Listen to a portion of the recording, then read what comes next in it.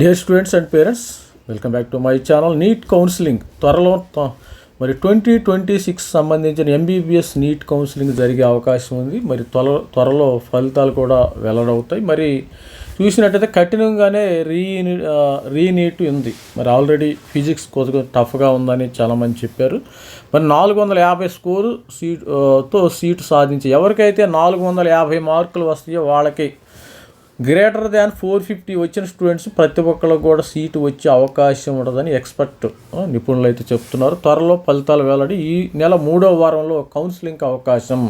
త్వరలో NEET counselling. NEET UG national eligibility ఈ పరీక్ష కోసం 2 ఏళ్ల పాటు కృషి చేసిన ఇంటర్ బైపీసీ విద్యార్థులు ఏడాది అనూహ్య పరిమాణం మీద 2 సార్లు నీటి హాజరవ్వాల్సి వచ్చింది. పేపర్ లీకేజ్ కారణంగా తొలిసారి జరిగిన పరీక్షను రద్దు చేసి రీనీట్ను జూన్ 21 నిర్వహించారు. పరీక్ష ముగిసిన తర్వాత ఎన్ని మార్కులు సాధిస్తే సీటు వచ్చే అవకాశం ఉంది, కౌన్సిలింగ్ ప్రక్రియ ఎలా ఉంటుంది అనే చర్చ విద్యార్థుల్లో మొదలైంది. ఈ నేపథ్యంలో రీనీట్ 2026పై విశ్లేషణతో పాటు ఎంబీబీఎస్ బీడీఎస్ కౌన్సిలింగ్ తీర్చలను మరి యొక్క ఆర్టికల్లో విరుద్దాం. మరి చూద్దాం. కఠినంగానే నీట్ పరీక్ష అయితే కఠినంగానే ఉంది.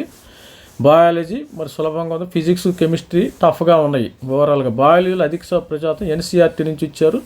మరి ఫిజిక్స్ గతంగా భిన్నంగా మెకానిక్స్ మరి ఎలక్ట్రోస్టాటిస్టిక్ కరెంట్ ఎలక్ట్రిసిటీ విభాగాల నుంచి అడిగిన డయాగ్రామ్ ఆధారిత ప్రశ్నలు ఇచ్చారు. కొద్దిగా టఫ్గానే ఉంది, నో ప్రాబ్లం.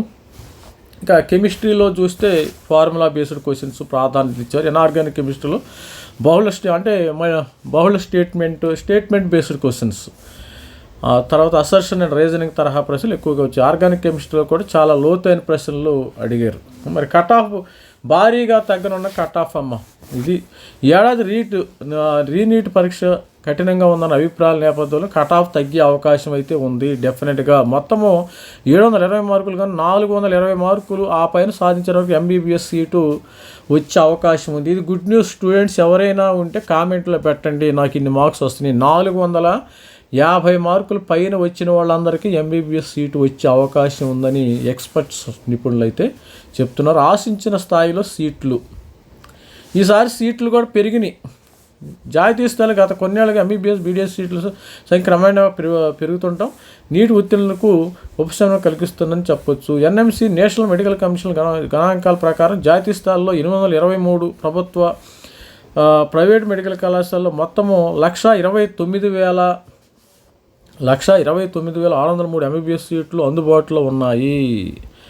జాతీయ స్థాయిలో జాతీయ స్థాయిలో అంటే ఆల్ ఇండియా కోటా స్థాయిలో 853 ప్రభుత్వ ప్రైవేట్ మెడికల్ కళాశాలలో కలిపి 129,603 మొత్తం అందుబాటులో ఉన్నాయని చెప్తున్నారు వీళ్ళు.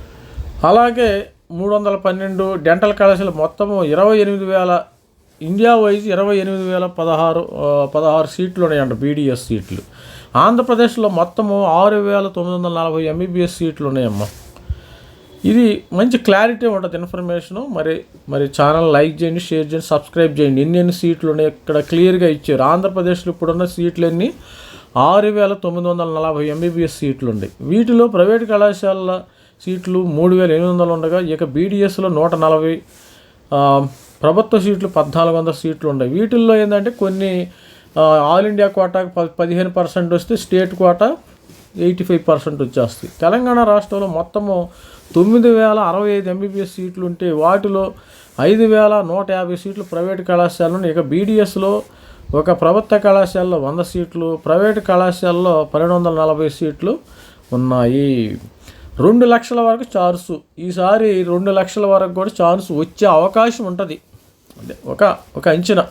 తాజాగా అందుబాటులోని ఎంబీబీఎస్ బీడీఎస్ సీట్ల పరిగణలోకి తీసుకుంటే ఆల్ ఇండియా స్థాయిలో రిజర్వ్ కేటగిరీలో 2 లక్షల వరకు ర్యాంక్ పొందిన వారికి సైతము సీట్లు లభించే అవకాశం కనిపిస్తుంది. పేరున్న ప్రభుత్వ కళాశాలలో సైతము సీట్లు సొంతం చేసుకోవాలంటే జాతీయ స్థాయిలో 40,000 లోపు ర్యాంకుతోనే సాధ్యమవుతుందని చెప్తున్నారు. మరి అదేవిధంగా నీట్ కౌన్సిలింగ్ 2 విధానాలు నిర్వహించి సీట్లను భర్తీ చేస్తారు. All India quota, state quota. All India quota సీట్లను భర్తీ చేసి డీజీఎస్కి చెందిన మెడికల్ కౌన్సిలింగ్ కమిటీ నిర్వహిస్తుంది. రాష్ట్ర కోటాకు సంబంధించి రాష్ట్రాల వైద్య విద్యాలయాలు కౌన్సిలింగ్ని చేపడతారు. ఇక జాతీయ quota, all India quota AIQ, all India quota జాతీయ స్థాయిలో మెడికల్ కళాశాలను నేషనల్ పూల్లోకి తీసుకున్నప్పటికీ ఆల్ ఇండియా కోటా పేరుతో కౌన్సిలింగ్ నిర్వహిస్తున్నారు. ఈ విధానం ప్రకారం జాతీయ స్థాయిలోని అన్ని మెడికల్ డెంటల్ కళాశాలలు యూనివర్సిటీలో 15% సీట్లను ఇక్కడ 15% ప్రత్యేక కౌన్సిలింగ్ ద్వారా నిర్వహిస్తుంది. దీన్ని కేంద్ర ప్రభుత్వం ఆధ్వర్యంలోని డిహెచ్కి చెందిన మెడికల్ కౌన్సిలింగ్ కమిటీ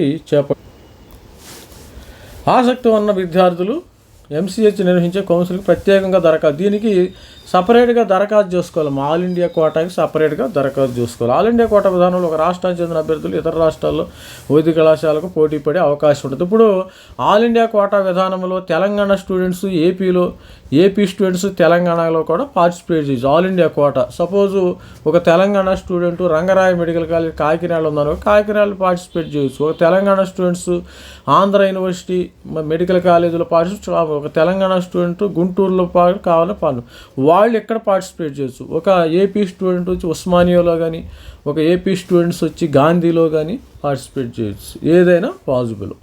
మరి స్టేట్ కోటా కౌన్సిలింగ్ జాతీయ స్థాయిలో కేవలం 15% మరి ఉంటే ఇక్కడ 85% అమ్మ. స్టేట్ కౌన్సిలింగ్ 85% నిర్వహిస్తుంది. మిగతా 85% సీట్లను ఆయా రాష్ట్రాలు సొంతంగా కౌన్సిలింగ్ నుంచి భర్తీ చేస్తాయి. ప్రభుత్వ కళాశాలలోని 85% ఆల్ ఇండియా కోటాకి కేటాయించాక ఉన్న సీట్లను ప్రైవేట్ కళాశాలలో కన్వీనర్ కోటా పేరుతో ఉండే 50% సీట్లు, అదేవిధంగా ప్రైవేట్ కళాశాలలో ఉండే 35% సీట్లు ఎన్ఆర్ఐ ఇల్లు.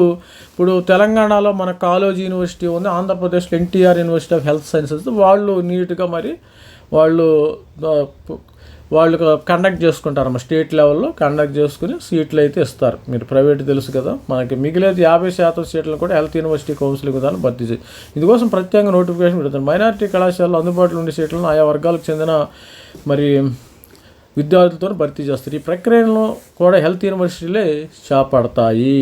ఇక ఫీజుల విషయానికి వస్తే ఎంబీబీఎస్ బీడీఎస్ కోర్సుకు ఏపీ తెలంగాణలో వేరువేరుగా ఫీజులు ఉన్నాయి. ఏపీలోని ప్రభుత్వ కళాశాలలు ప్రైవేట్ కళాశాలలో కేటగిరీ ఏ పేరు ఉండే కన్వీనర్ కోటాలో 16,500 రూపాయలు ఉంటే, ప్రైవేట్ కళాశాలలో మేనేజ్మెంట్ కోటాగా పిలిచే కేటగిరీ బి సీటుకు 13.2 లక్షలు, ప్రైవేట్ కళాశాలలో ఎన్ఆర్ఐ కోటా సీట్లకు 39 లక్షలుగా పేర్కొన్నారు.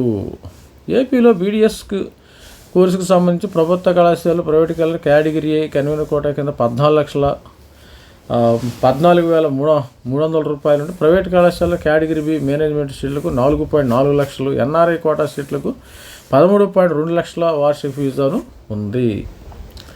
తెలంగాణలో ప్రభుత్వ మెడికల్ కళాశాల 10,000, ప్రైవేట్ మెడికల్ కాలేజ్ తెలంగాణలో ఎక్కువ అమ్మ. తెలంగాణలో ప్రభుత్వ మెడికల్ కాలేజీలో ఫీజు ఎంత 10,000, ప్రైవేట్ మెడికల్ కాలేజీలో ఫీజు 60,000, ప్రైవేటు కళాశాల బి కేటగిరీకి 11.55 లక్షలు మరి 13 లక్షల ఫీజుగా ఉంది. అదేవిధంగా ప్రైవేటు కళాశాల ఎన్ఆర్ఐ కోటా కింద సి కేటగిరీకి బి కేటగిరీ 2-3 రెట్లు సమానమైన మొత్తాన్ని ఎంబీబీఎస్ ఫీజుగా ఉన్నాయి. తెలంగాణలో బీడీఎస్ కోర్సులో ప్రభుత్వ కళాశాలలో 10,000, ప్రైవేట్ కళాశాలలో ఏకి 45,000, ప్రైవేట్ కళాశాలలో బి కేటగిరీ మేనేజ్మెంట్ సీటుకి 4.2 లక్షల నుంచి 5 లక్షల వరకు చొప్పున ఉన్నాయి. ప్రైవేట్ కళాశాలలో సి కేటగిరీకి సీటుకు బి కేటగిరీ సీటుకు 1.2 రెట్లు సమానమైన మొత్తం ఫీజుగా. ఈ ఏఐక్యూ కౌన్సిలింగ్ ఉంది కదా, ఆల్ ఇండియా కోట, ఈ విద్యార్థులు మెడికల్ కౌన్సిలింగ్ హాజరయ్యేందుకు ఇప్పటి నుంచో సంసిద్ధంగా ఉండాలి. జాతీయ స్థాయిలో సీట్ల పోటీ పడాలని విద్యార్థులు మెడికల్ కౌన్సిలింగ్ కమిటీ నిర్వహించే ఆన్లైన్ కౌన్సిలింగ్కు హాజరు కావాలి. ఈ ఏఐక్యూకి సపరేట్గా పెట్టుకోవాలమ్మా. సపరేట్గా రిజిస్ట్రేషన్ తర్వాత ఎంపిక చేసుకున్న ప్రాథమిక ఆధారానికి సీట్ల కేటాయింపు. తొలి రౌండ్లో సీటు అలాట్మెంట్ పొందిన అభ్యర్థులు సదరు కళాశాలలో చేరాలంటే నిర్దేశించిన మొత్తాన్ని రిజిస్ట్రేషన్ ఫీజుగా చెల్లించాల్సి ఉంటుంది. ఒకవేళ తొలి రౌండ్లో సీటు వచ్చిన కళాశాలలో చేరడం ఇష్టం లేకపోతే ఫ్రీ ఎగ్జిట్ అవకాశం అందుబాటులో ఉంది. ఒకవేళ ఇష్టం లేకపోతే మీరు ఫ్రీగా ఎగ్జిట్. అలాంటి అభ్యర్థులు రెండో కౌన్సిలింగ్ హాజరవ్వచ్చు. సీటు లభించి ఫీజు చెల్లించిన అభ్యర్థులు మరింత మెరుగైన సీటు కోసం తదుపరి రౌండ్కి కూడా హాజరయ్యే అవకాశం ఉంది. స్టేట్ కోటా కౌన్సిల్ ప్రత్యేక రాష్ట్ర స్థాయిలో హెల్త్ యూనివర్సిటీ నిర్వహించే స్టేట్ కోటా కౌన్సిలింగ్కు విద్యార్థులు ప్రత్యేకంగా దరఖాస్తు చేసుకోవాలి. స్టేట్కి సపరేటు. మరి ఎన్టీఆర్ యూనివర్సిటీ, కాలేజీ యూనివర్సిటీ ఉండదు కదా, తెలంగాణ ఆంధ్రాలో ఎన్టీఆర్, దానికి స్పెషల్గా మళ్ళీ రిజిస్ట్రేషన్ చేసుకోవాలి. కౌన్సిలింగ్ తొలి రౌండ్ ముగిసిన తర్వాత హెల్త్ యూనివర్సిటీలు ప్రత్యేకంగా నోటిఫికేషన్ విడుదల చేయాలి. మరి ఈ కౌన్సిలింగ్ కూడా రౌండ్లు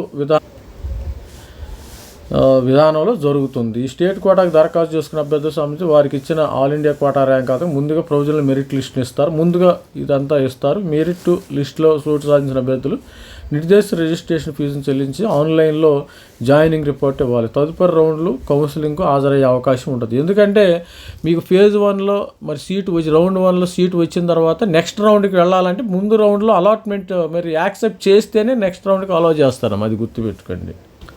పూర్తిగా ఆన్లైన్ వ్యవస్థ అంతా కూడా మరి కౌన్సిలింగ్ ప్రక్రియ కూడా ఆన్లైన్. ఈ మధ్యలో ఎవరు మనం మనుషులతో మాట్లాడే పనే ఉండదు ఇక్కడ. ఈ ఆన్లైన్ కౌన్సిలింగ్ వ్యవస్థ వచ్చిన తర్వాత మనుషులు ఒకళ్ళతో ఒకళ్ళు మనం రికమెండేషన్లు ఏం చెల్లవమ్మా. హెల్త్ యూనివర్సిటీలో మెడికల్ కౌన్సిలింగ్ ప్రక్రియ ఆన్లైన్ విధానంలో నిర్వహిస్తారు. అభ్యర్థులు నోటిఫికేషన్ ఇవ్వడం తర్వాత చేసిన వెబ్సైట్లో లాగిన్ ఐడి పాస్వర్డ్ తర్వాత నీట్ ర్యాంక్ సహా ఇంటర్మీడియట్ వరకు కూడా వివరాలు అంతా ఆన్లైన్ ఉంటుంది. ఎవరు రికమెండేషన్లు ఏమీ చెల్లవు. ప్రతి ఒక్కటి ఆన్లైన్ ట్రాన్స్పరెన్సీ ఉంటుంది. నీట్ కౌన్సిలింగ్ ప్రక్రియ మరికొద్ది రోజులు ప్రారంభం అవుతుంది. కాబట్టి విద్యార్థులు ఇప్పటి నుంచే కౌన్సిలింగ్ అవసరమైన సర్టిఫికేట్లు సిద్ధం చేసుకోవాలి. నీట్ ఎంట్రన్స్, ర్యాంక్ కార్డు, మరి 10th class special study certificates పెట్టుకోవాలి. Mark sheets. మరి 6వ తరగతి నుంచి ఇది చాలా ఇంపార్టెంట్. 6వ తరగతి ఇంటర్మీడియట్ వరకు వరుస స్టడీ సర్టిఫికేట్ స్థానికత నిర్ధారించేందుకు ఇది లేకపోతే మీకు సీటు రాదు. ఎంబీబీఎస్ సీటు రావడం చాలా చాలా కష్టం అనమాట. అంటే తెలంగాణ స్టూడెంట్స్ తెలంగాణలో 9 నుంచి 9th 12th ఉండాలి. ఇక్కడ గుర్తుపెట్టుకోండి. తస్మాత్ జాగ్రత్త. స్టడీ సర్టిఫికేట్ ఇప్పుడు నుంచే లేకపోతే మీ యొక్క స్కూల్స్కి వెళ్ళి మీరు పాత ఉంటే తెచ్చుకోండి. ఇప్పుడు నుంచే ట్రై చేసుకోండి. తర్వాత ఆంధ్రప్రదేశ్లో 6th to 12th ఆంధ్రప్రదేశ్లో రూల్ ఏంటంటే 6th to 12th ఉండాలి.